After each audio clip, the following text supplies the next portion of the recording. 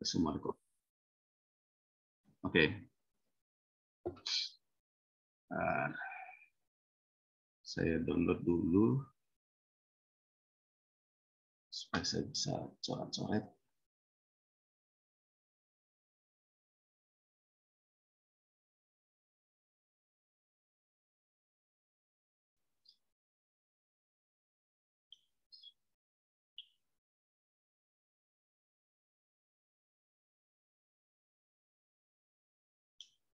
Bentar, saya mau pakai Edge supaya bisa dicoret.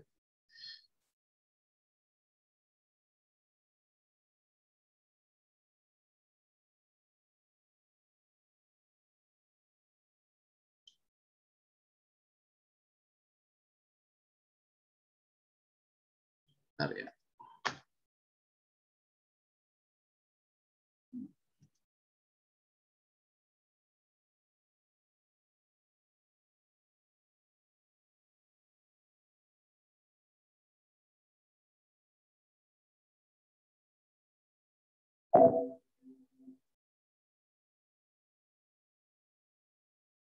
Bentar, saya coba pakai Edge dulu.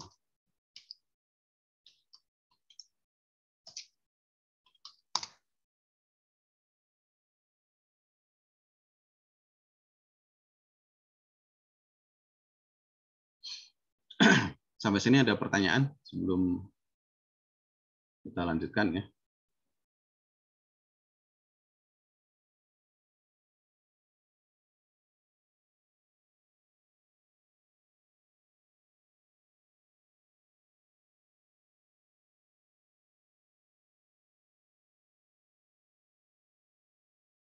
Oke, saya mau pakai Microsoft Edge lebih dulu supaya PDF bisa dicoret-coret. Suara saya dengar nggak? Jelas nggak?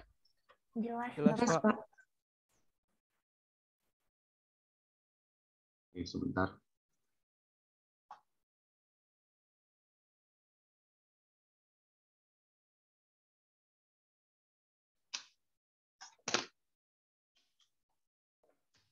Saya pakai ini aja deh.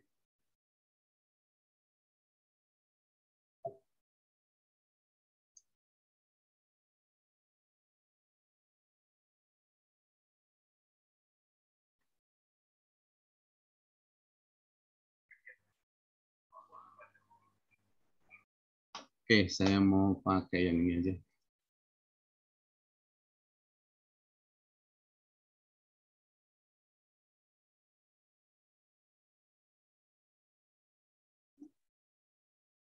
Oke ya, jadi kawasan timur Indonesia. Jadi sekarang ini ada namanya Palaparing gitu ya. Palaparing itu menghubungkan antara satu kota dengan kota lain di Indonesia. Ya, itu semua sudah terhubung dengan mempergunakan fiber optik ya. Jadi udah 100% di Indonesia itu antara satu pulau dengan pulau yang lain itu terhubung dengan fiber optik. Nah, ini secara konfigurasi di seluruh dunia seperti ini. Jadi sampai sekarang belum ada teknologi yang lain yang bisa memberi kapasitas yang lebih besar dibandingkan dengan fiber optik. Jadi karena kapasitasnya yang paling besar saat ini adalah fiber optik, maka untuk link backbone di Indonesia dan seluruh dunia ya pakai fiber optik.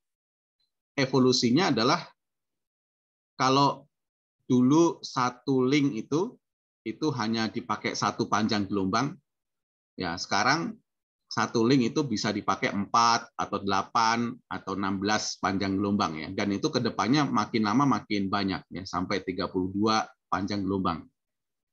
Artinya apa?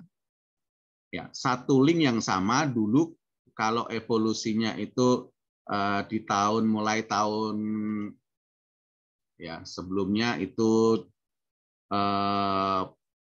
pakai 5 gigabit per second gitu ya. Satu core. Nah, sekarang ini dengan adanya ya dense wavelength division multiple access, artinya satu serat itu bisa membawa beberapa panjang gelombang. Ya kalau pakai 4 wavelength atau 4 panjang gelombang, ya kapasitasnya kali 4 gitu. Tapi tetap panjang medianya adalah serat optik. Ya, jadi tetap medianya itu adalah serat optik. Nah, ya ini kalau lebih detail ya untuk kawasan Asia Tenggara begitu ya. Di Indonesia semuanya sudah bentuknya loop. Loop itu kalau satu arah itu nanti putus, dia akan langsung memakai loop yang lain ya. Maksudnya gini. Jadi kalau di sini, sebentar saya mau menggambar. Ya, jadi ini antar kota ini udah bentuknya loop ya. Antar pulau ini bentuknya loop. Jadi kalau misalkan kalau loop itu seperti ini, kalau di sini putus dia pakai link yang ke sini. Nah, jadi misalnya di sini ke sini gitu ya. Di sini putus, dia pakai link yang di sini. Nah, sistemnya udah seperti itu ya. Semua pulau itu udah terhubung dengan loop-loop yang seperti ini. Ini yang disebut dengan palaparing ya. Jadi palaparing itu ring fiber optik yang menghubungkan antar pulau dan antar kota di seluruh Indonesia. Ya, jadi ini pakainya adalah fiber optik. Nah, jadi kemarin untuk fiber optik itu bisa ya pasti semuanya pakai fiber optik untuk backbone ya, untuk backbone itu pasti semua pakai fiber optik. Nah, untuk akses itu ada yang pakai fiber optik, ada yang pakai wireless. Nah, kenapa kita pakai wireless? Kemarin karena penggelaran jaringan wireless itu lebih cepat dibandingkan dengan fiber optik. Jadi untuk fiber optik itu teknologi yang sudah lama, ya dari tahun 70-an begitu ya. Perbedaannya adalah kalau dulu fiber optik itu dipakai hanya untuk satu panjang gelombang, satu link, ya sekarang bisa dipakai beberapa panjang gelombang. Nah, ini kenapa alasan memakai fiber? Ya, bandwidth-nya lebih besar, kemudian biayanya lebih murah dibandingkan dengan tembaga. Ya, tetapi harga kabel itu tidak signifikan terhadap harga penggelaran jaringan ya. Jadi kalau dari sisi harga kabelnya ini, harga kabelnya jauh lebih murah. Ya. Jadi kalau katakanlah kita punya kabel tembaga, ya Anda beli kabel tembaga gitu ya. Ya coba kabel listrik aja ya. Semakin tebal atau semakin ukuran kabelnya semakin besar, ya itu makin mahal. Ya, jadi kalau misalkan katakanlah kabel tembaganya itu yang besar untuk telekomunikasi ya. Kalau kabel listrik kan kecil-kecil ya.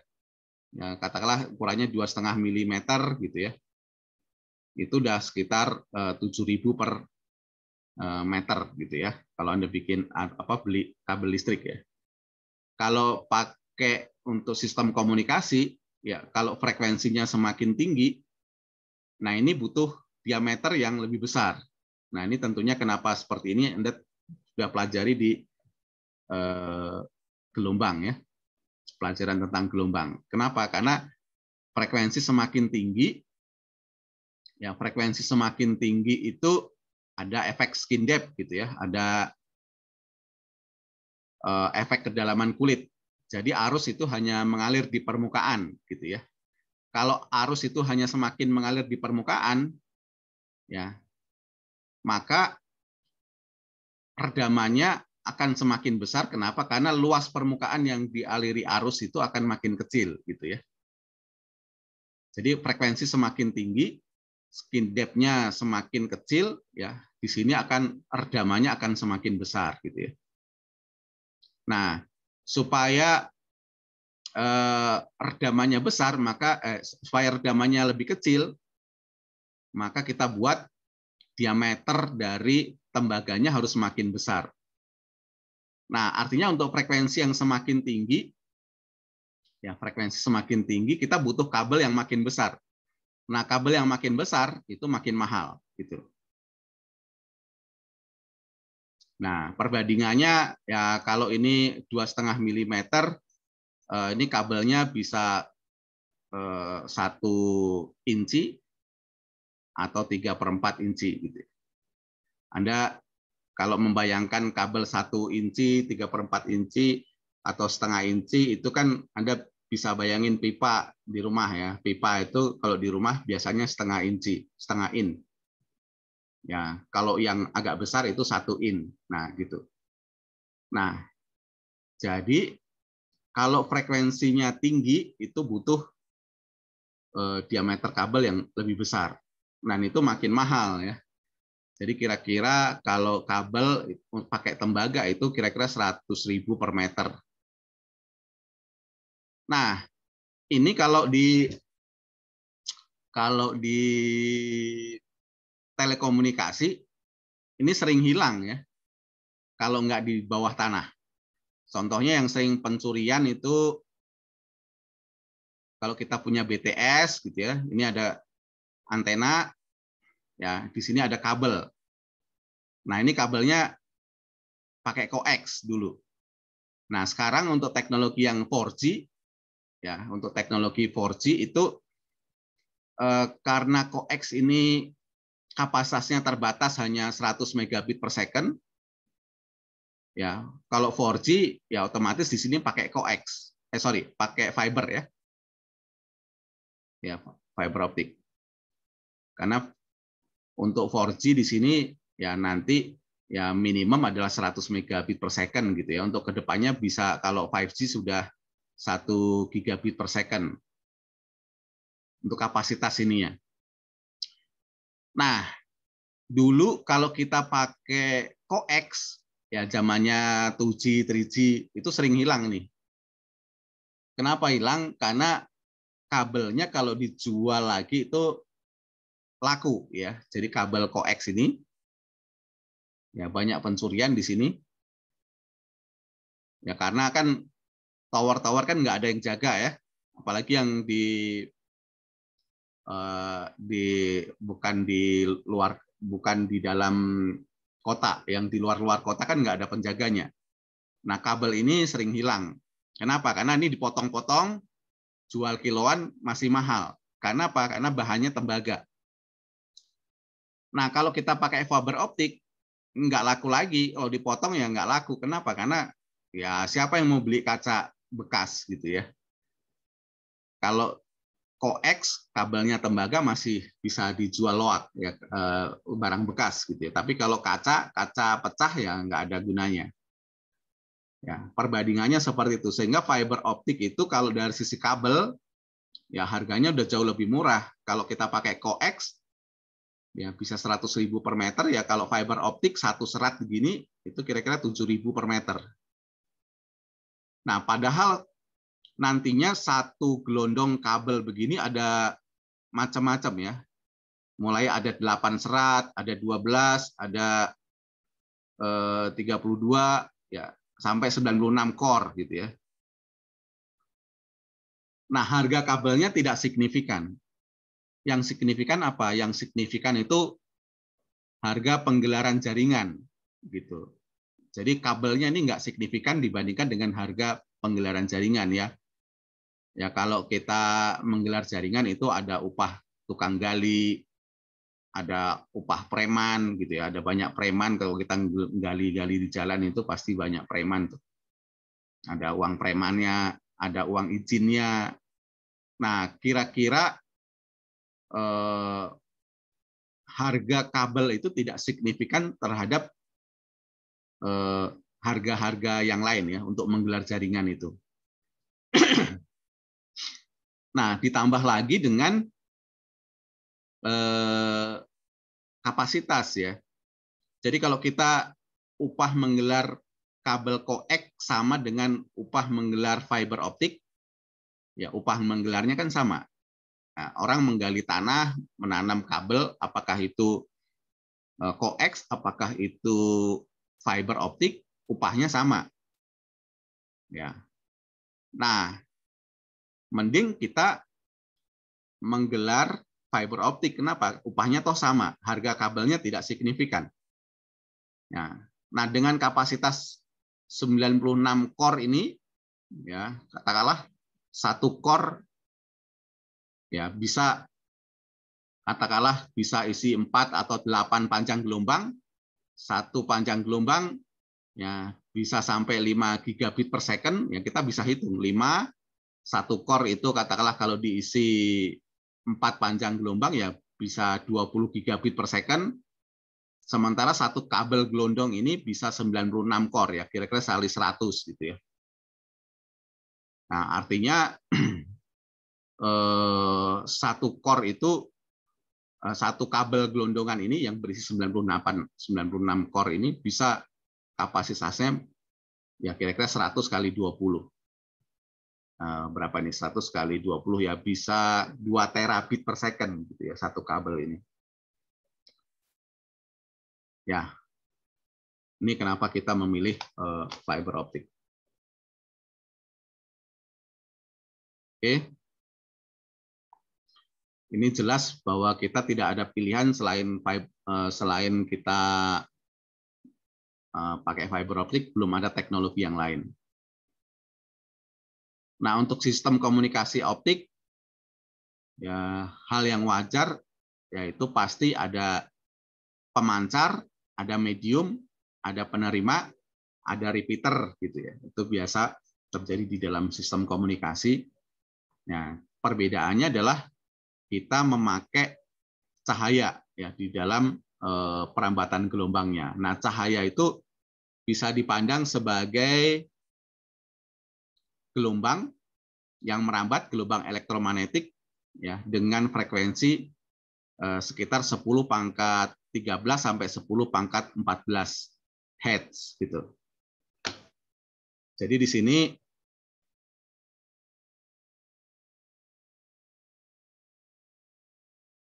ya, jadi di sini kita bisa umpamakan di situ ada sebuah pemancar. Ya, tentunya di sini pakai cahaya ya di ring frekuensi 10 pangkat 13 sampai 10 pangkat 14 Hz. Nah, sehingga cahaya ini bisa dipandang sebagai gelombang elektromagnetik. Nanti dalam secara tinjauan, kalau dalam serat optik, cahaya itu bisa dipandang sebagai gelombang elektromagnetik, ya, bisa juga dipandang sebagai partikel, ya, partikel yang bergerak atau yang merambat. Ya, ini dua teori terkait dengan cahaya, nanti kita akan bahas di berikutnya. Nah, sebagai pemancar, ya pada fungsinya adalah di sini kita mengubah dari sumber informasi, ya sumber informasi ini dimodulasi, ya diubah frekuensinya, ya, dari katakanlah ini sifatnya di sini electrical, ya diubah ke frekuensi cahaya. Ya, itu fungsi dari modulator. Tentunya untuk perangkatnya, ya di sini kita bisa pakai LED ya atau laser. Nah, sehingga informasi nanti diubah dalam bentuk cahaya. Ya, paling mudah adalah on off ya. Jadi kalau bit 1 itu ada cahaya misalnya ya. Cahayanya on gitu ya. Kalau bit 0 cahayanya off gitu ya. Ya paling mudah seperti itu. Ini kode aja. Jadi kalau kedipan sinar laser atau sinar LED itu bisa diubah menjadi informasi biner 0 dan 1. Nah, kemudian repeaternya ya di sini ada pengulang, ini kalau jaraknya cukup jauh ya. Jaraknya kalau lebih dari 50 km ya kita perlu repeater. Ya, untuk menguatkan sinyal pada intinya. Nah, di penerima ya fungsinya sama seperti di pengirim, kita mengubah dari cahaya ya diubah ke electrical di sini untuk nanti diartikan ya kembali ya informasinya. Nah, yang mengubah cahaya ke electrical ya, jadi di sini nanti ada seperti kita punya fotodiode ya. Fotodiodenya nanti ada 2 tipe, ada APD ya dan PIN. Ini jenis fotodiode. Nah, fotodiode yang pernah kita sering atau pernah kita pergunakan ya, katakanlah kita pakai fotodiode untuk lampu otomatis untuk deteksi cahaya. Misalnya kalau siang dia mati, kalau malam dia hidup, ya secara otomatis itu kan pakai fotodiode ya. Jadi dia bisa memanfaatkan kalau ada cahaya nanti bisa dipakai untuk menghidupkan atau mematikan saklar. Nah, ini prinsipnya seperti itu untuk sistem komunikasi optik. Sampai sini ada pertanyaan?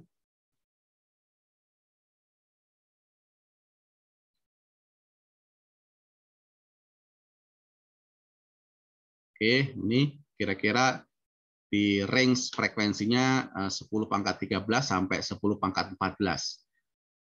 Nah, di sini untuk fiber optik kita lebih familiar pakai panjang gelombang ya dibandingkan dengan frekuensi ya. Meskipun ada tinggal dikonversi aja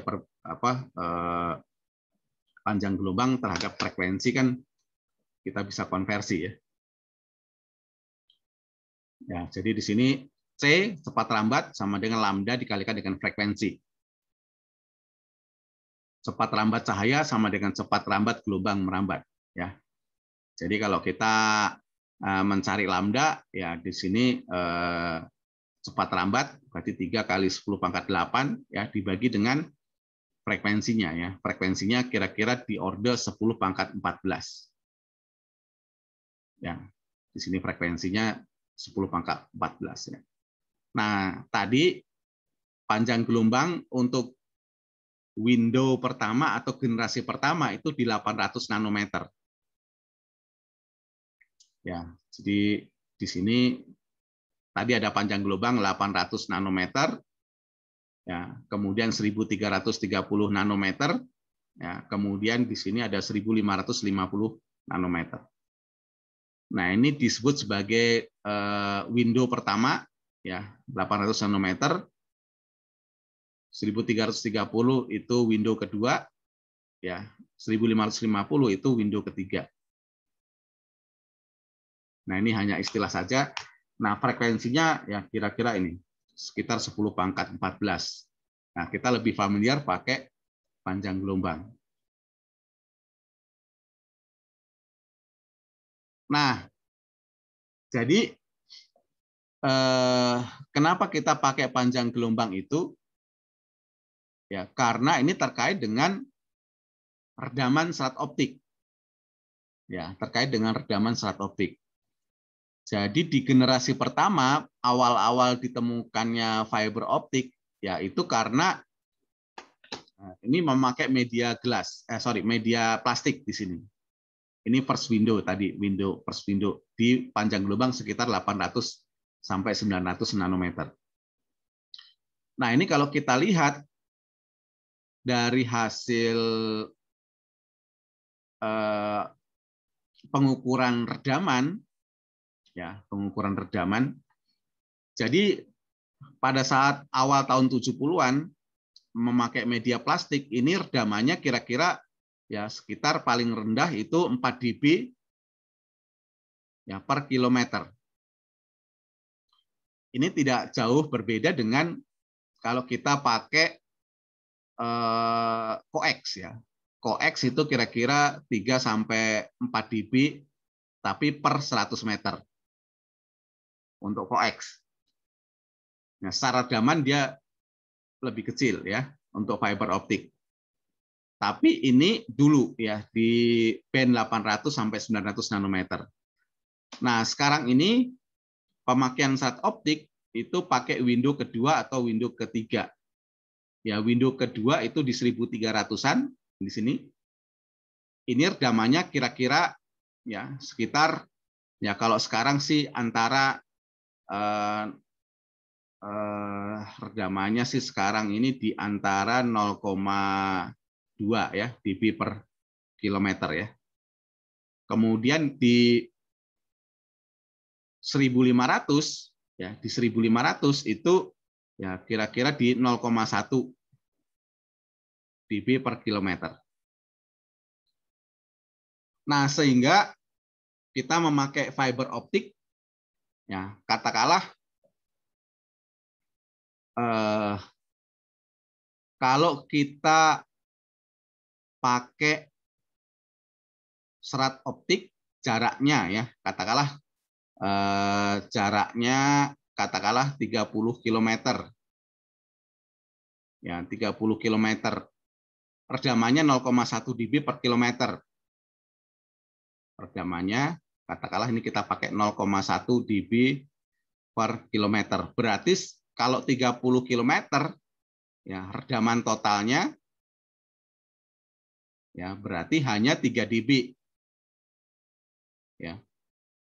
Redaman totalnya hanya 3 dB. 3 dB itu artinya kalau kita pancarkan di sini ya dayanya 1 watt, ya 3 dB itu kan ya di penerima sampainya 3 dB. Minus 3 dB berarti setengahnya. Berarti yang diterima setengah watt. Bayangkan kalau kita pakai coax, ya, pakai coax dengan redaman yang sama, itu di sini hanya 100 meter.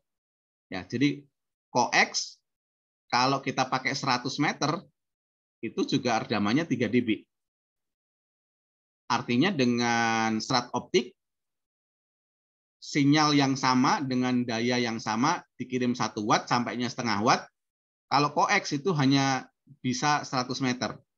Tapi kalau kita pakai fiber optik, ya kita bisa 30 km. Nah, seperti itu perbandingannya ya. Jadi untuk fiber optik selain bandwidth yang besar, ya dia juga punya redaman yang kecil. Ya, sehingga nanti kalau orde kurang dari 50 km kita nggak perlu repeater. Ya, bayangkan kalau kita pakai coax ya. Ya, kalau kita pakai coax 100 meter itu ya kita kalau pakai coax masih bisa ya untuk katakanlah di tower gitu ya. Tower yang paling tinggi itu yang di luar kota biasanya lebih tinggi, ordernya 75 meter gitu ya, ditambah dengan ke perangkat yang di bawah itu ada shelter di sini ya kira-kira ordernya panjangnya 100 meter. Nah, redamannya 3 dB. Nah, itu hanya pemakaiannya di sini. Ya, untuk coax ya. Dalam satu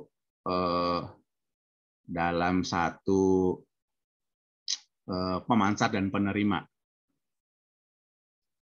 Nah, sehingga kalau kita di rumah-rumah pakai IndiHome gitu ya.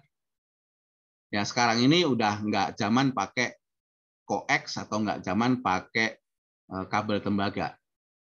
Ya, semuanya pakai fiber. Toh ongkos penggelaran jaringannya sama.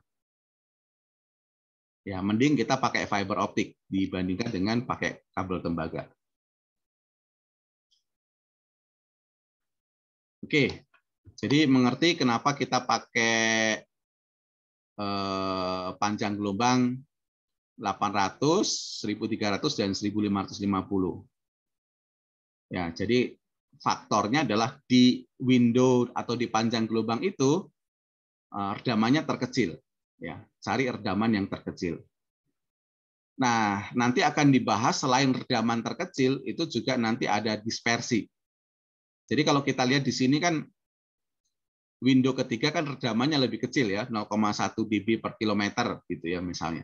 Yang 1300 0,2 dB per kilometer. Nah, tapi kenapa masih dipergunakan window yang kedua 1300-an nanometer ini?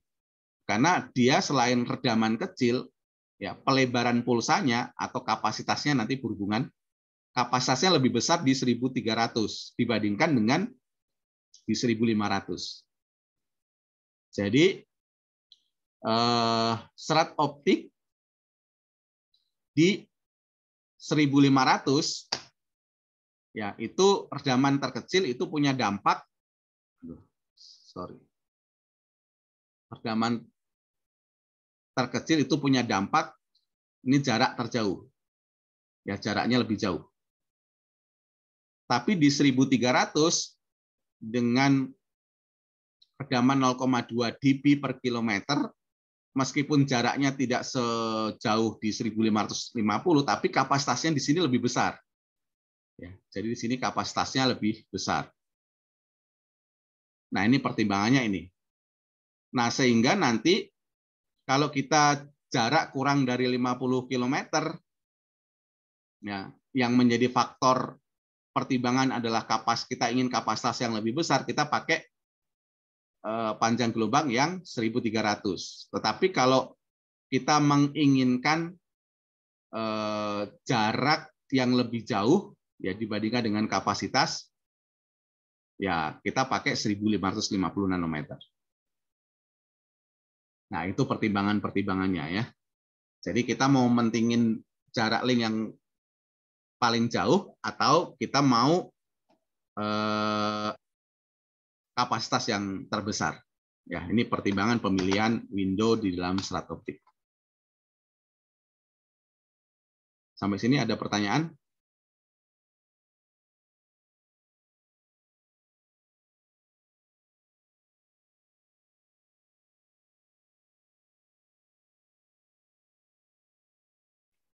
Ya, kita lanjutkan materi kedua. Ya, di sini cahaya dan propagasi geometrik. Ya.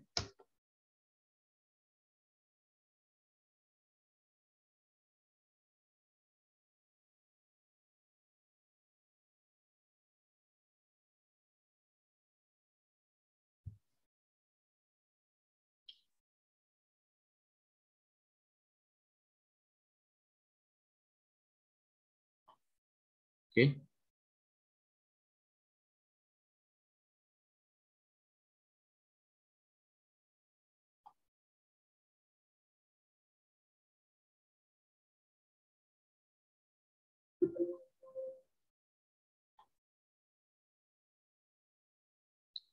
Nah, berikutnya kita tinjau teori cahaya ya, bagaimana serat optik itu merambat, cahaya itu merambat di dalam serat optik.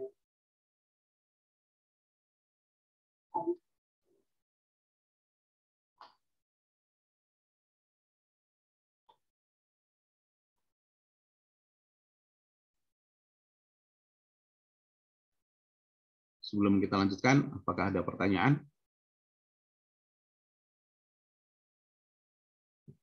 Nah, di sini nanti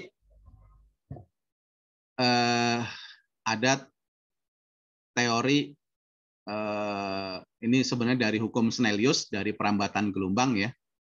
Jadi kalau gelombang itu merambat dari medium satu ke medium yang lain, itu ada pembiasan. Ya. Pembiasan itu artinya gelombang itu dibelokkan.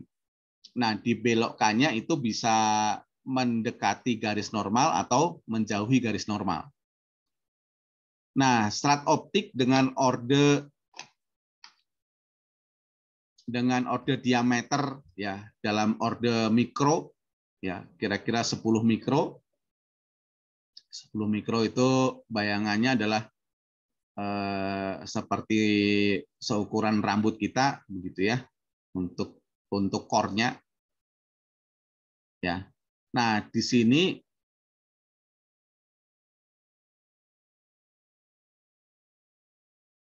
ya di sini serat optik itu nanti ada inti ya ada selubung gitu ya. Nah, inti ini terbuat dari kaca, tapi punya indeks bias yang berbeda dengan selubungnya. Ya, jadi ordernya katakanlah di sini 10 mikro, ya. Kemudian secara total diameter yang terluar di sini katakanlah di sini 50 sampai 120 mikrometer. Nah, di inti itu punya indeks bias katakanlah N1, di selubungnya itu punya indeks bias N2. Nah, N1 itu lebih besar daripada N2 ya. Jadi indeks bias di dalam selubung di dalam inti ini lebih besar. Nah, sehingga di sini nanti kita bisa lihat, jadi kalau sebuah cahaya atau sebuah gelombang merambat dari medium rapat ke kurang rapat, ya jadi sini ini inti itu indeks biasnya N1, selubung ini indeks biasnya 2, N2. Ya, maka hukum Snellius, ya ini katakanlah di sini theta 1, ya di sini adalah theta 2.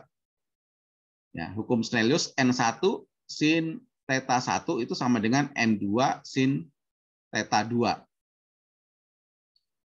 Nah, sehingga ya kalau N1 lebih besar daripada N2, ya, kalau N1 lebih besar daripada N2, ini yang lebih besar dibandingkan dengan ini, maka theta 1 lebih kecil dari theta 2.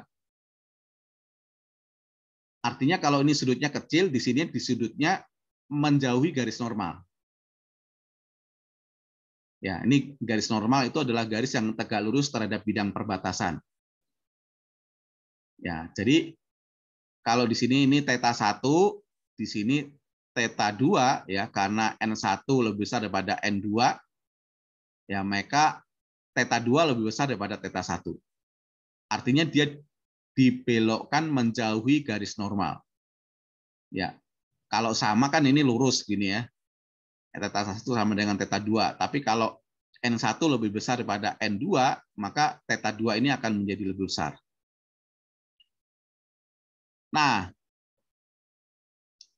kalau sudut datang theta 1 itu diperbesar, ya, jadi di sini theta 1 ini diperbesar, semula di sini sekarang menjadi diperbesar, theta 1 ini diperbesar, ya diperbesar, maka ada suatu saat theta 2 itu sudutnya 90. Nah, ketika pada saat dia mencapai 90, ini disebut sebagai sudut kritis. Ya, disebut sebagai sudut kritis ini.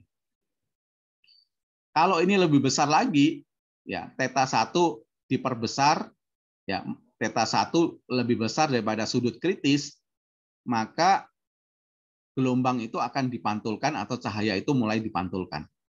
Ya, ini dipantulkan. Nah, jadi nanti yang perlu kita usahakan di dalam serat optik, yaitu cahaya yang datang itu harus lebih besar daripada sudut kritis, sehingga nanti di dalam serat itu terjadi pemantulan.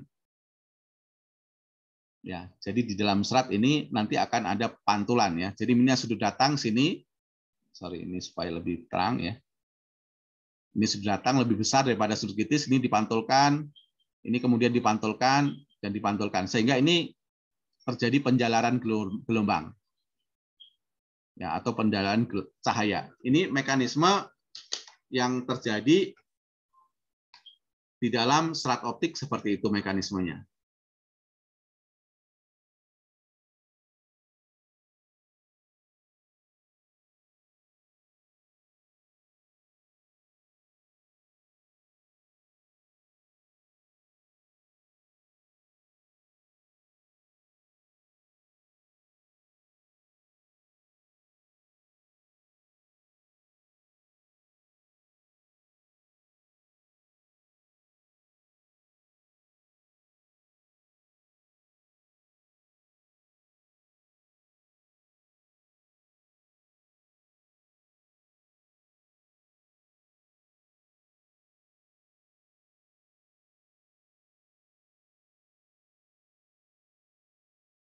Oke, sampai sini ada pertanyaan?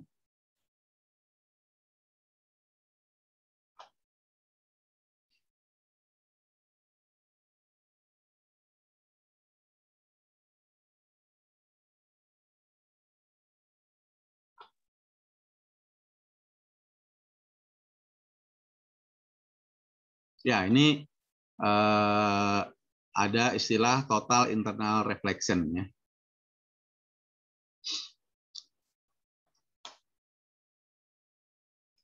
Oke, jadi cahaya itu tadi sudah disinggung bisa dipandang sebagai gelombang yang merambat dengan frekuensi 10⁻14.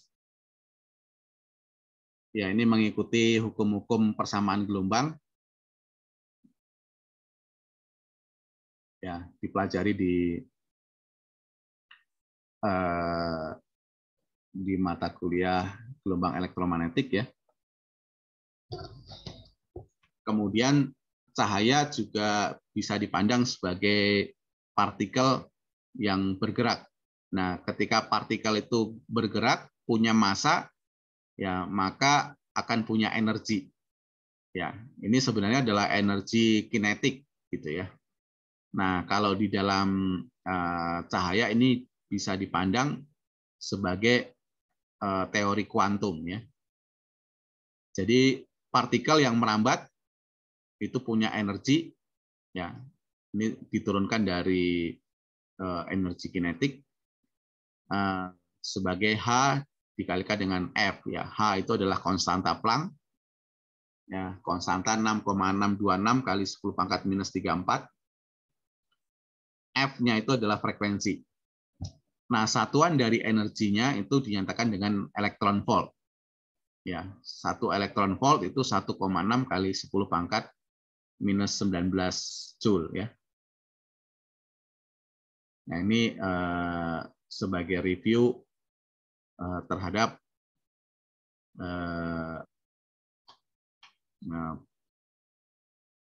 teori cahaya.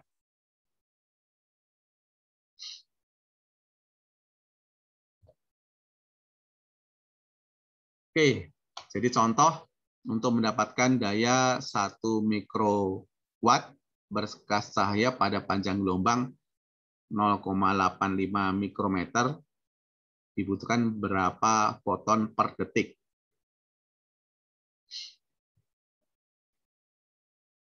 Ya, tinggal kita konversi saja di sini ya. E sama dengan H dikalikan dengan F. Nah, ini dayanya 1 mikrowatt. Ya, panjang gelombangnya 0,85, kita bisa konversi ke frekuensi ya. Ya. Nih. Jadi yang di sini adalah 1 mikrowatt. Ya, kemudian ini ada suatu konstanta. Ya, kemudian ini frekuensinya ada. Nah, ini adalah energi. Ya, energi. Kalau di sini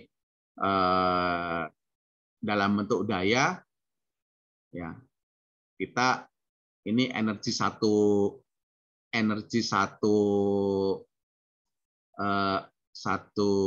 elektron ya. Berarti di sini kita bisa hitung ini energi 1 foton maksudnya, energi 1 foton. Nah, berapa foton yang diperlukan untuk menghasilkan 1 mikrowatt? Ya, silakan nanti dicoba ya. Jadi di sini energinya adalah 1,6 kali 10⁻⁻19 joule, yaitu energi. Energi itu daya dikalikan dengan waktu, gitu kan? Kalau kita mencari daya, ya berarti energi dibagi dengan waktu.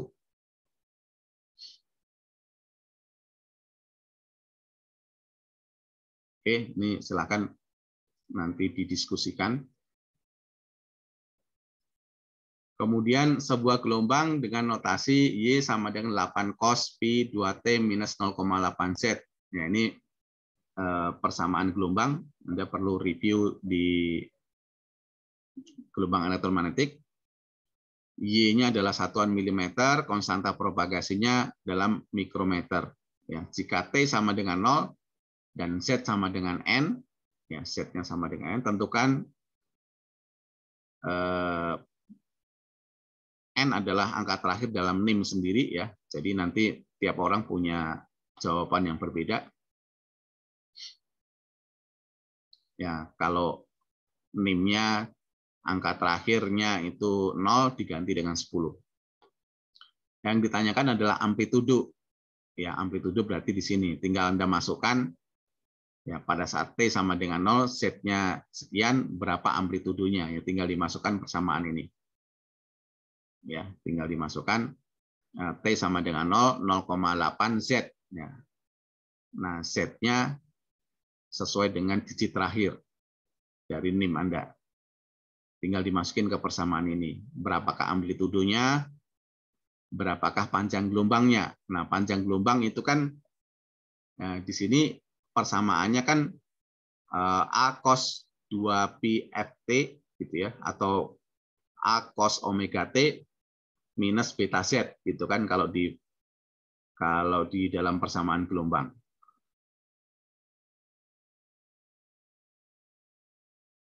Ya, jadi di sini Anda menemukan amplitudo, menentukan panjang gelombang, dan menentukan frekuensi angular atau frekuensi sudut atau omega.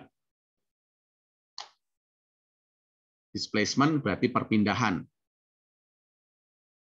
Ya, displacement ya berarti di sini nanti menentukan titik lokasi ya jaraknya.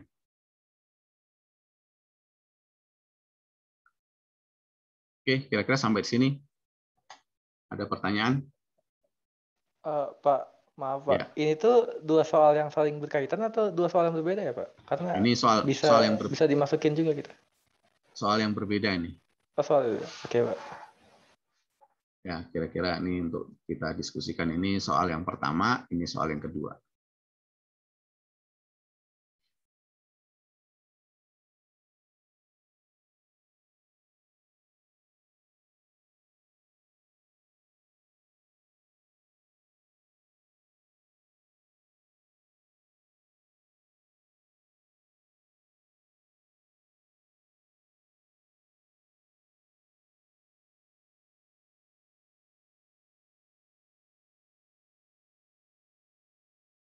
Baik, silahkan ini nanti dikerjakan. Kalau nggak ada pertanyaan, kuliah sampai di sini. Silahkan diekspor lagi di LMS. Bapak Punten mau nanya. Ya. Ini terakhir dikumpulinnya kapan Pak? Nanti saya siapkan linknya di sini paling lambat minggu depan lah ya. Oke Bapak, makasih Pak. Yuk, nanti saya kirimkan linknya di grup aja. Oke, ada pertanyaan lain?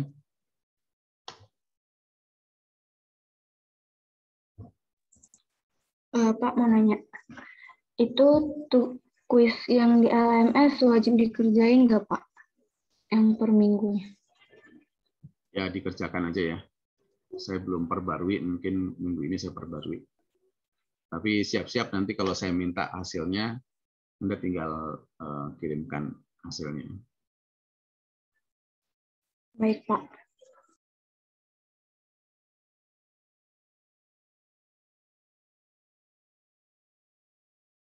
Oke, ada pertanyaan lain?